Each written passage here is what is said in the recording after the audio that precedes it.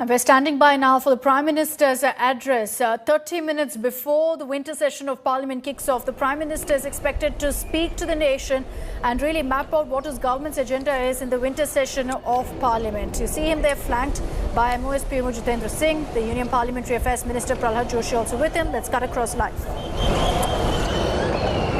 नमस्कार साथियों, संसद का ये सत्र अत्यंत महत्वपूर्ण है।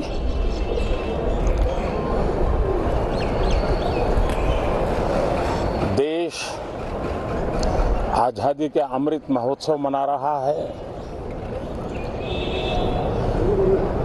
हिंदुस्तान में चारों दिशाओं में से इस आजादी के अमृत महोत्सव के निमित्त रचनात्मक, सकारात्मक,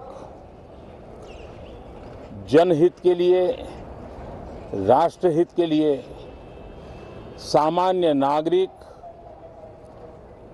अनेक कार्यक्रम कर रहे हैं, कदम उठा रहे हैं और आजादी के दीवानों ने जो सपने देखे थे उन सपनों को पूरा करने के लिए सामान्य नागरिक भी इस देश का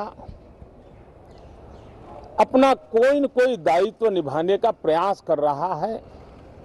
ये खबरें ये अपने आप में भारत के उज्जवल भविष्य के लिए शुभ संकेत है। कल हमने देखा है, पिछले दिनों संविधान दिवस भी नए संकल्प के साथ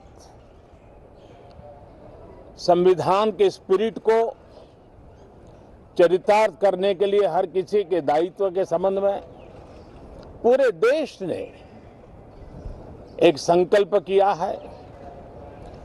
इन सब के परिप्रेक्ष्य में हम चाहेंगे, देश भी चाहेगा, देश का हर सामान्य नागरिक चाहेगा कि भारत का संसद का ये सत्र और आगे आने वाले भी सत्र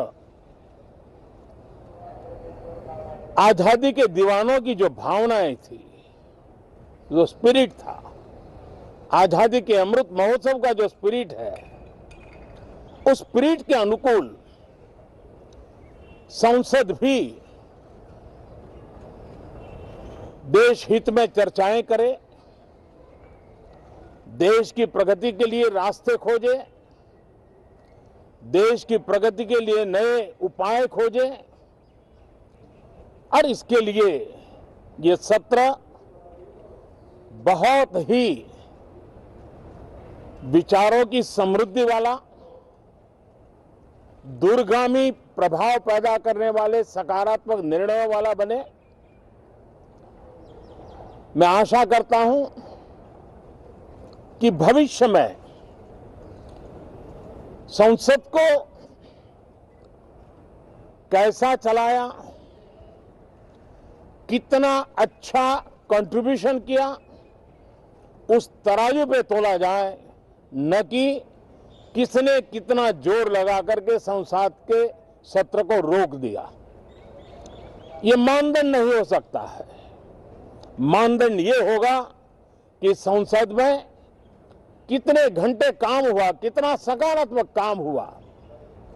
हम चाहते हैं सरकार हर विषय पर चर्चा करने के लिए तैयार है, खुली चर्चा करने के लिए तैयार है। सरकार हर सवाल का जवाब देने के लिए तैयार है और आजादी के अमृत महोत्सव में हम ये भी चाहेंगे कि संसद में सवाल भी हो, संसद में शांति भी हो।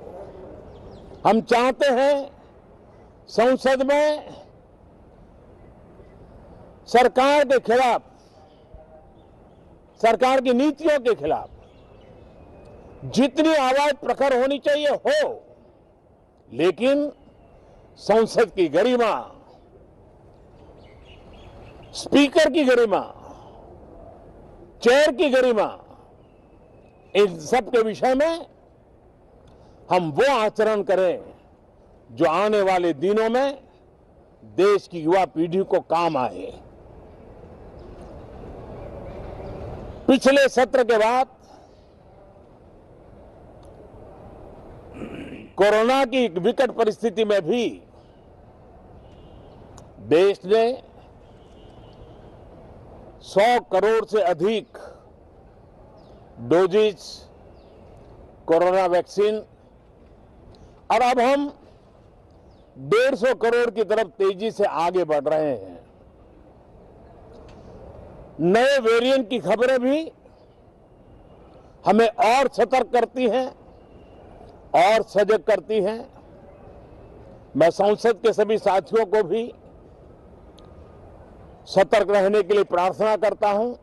आप सभी साथियों को भी सतर्क रहने के लिए प्रार्थना करता हूं, क्योंकि आप सबका उत्तम स्वास्थ्य, देशवासियों का उत्तम स्वास्थ्य ऐसी संकट की घड़ी में हमारी प्राथमिकता है। देश के 80 करोड़ से अधिक नागरिकों को इस कोरोना काल के संकट के में और अधिक तकलीफ न हो, इसलिए प्रधानमंत्री गरीब कल्याण योजना से अनाज मुफ्त में देने की योजना चल रही है। अब इसे मार्च 2022 तक समय आगे कर दिया गया है। करीब 2,60,000 करोड़ रुपए की लागत से 80 करोड़ से अधिक देशवासियों को गरीब के घर का चूल्हा जलता रहे, इसकी चिंता की गई है। मैं आशा करता हूं कि इस सत्र में देश हित के निर्णय हम तेजी से करें, मिलजुल करके करें, सामान्य मानवीय की आशा अपेक्षाओं को पूर्ण करने वाले करें, ऐसी मेरी अपेक्षा है। बहुत बहुत धन्यवाद।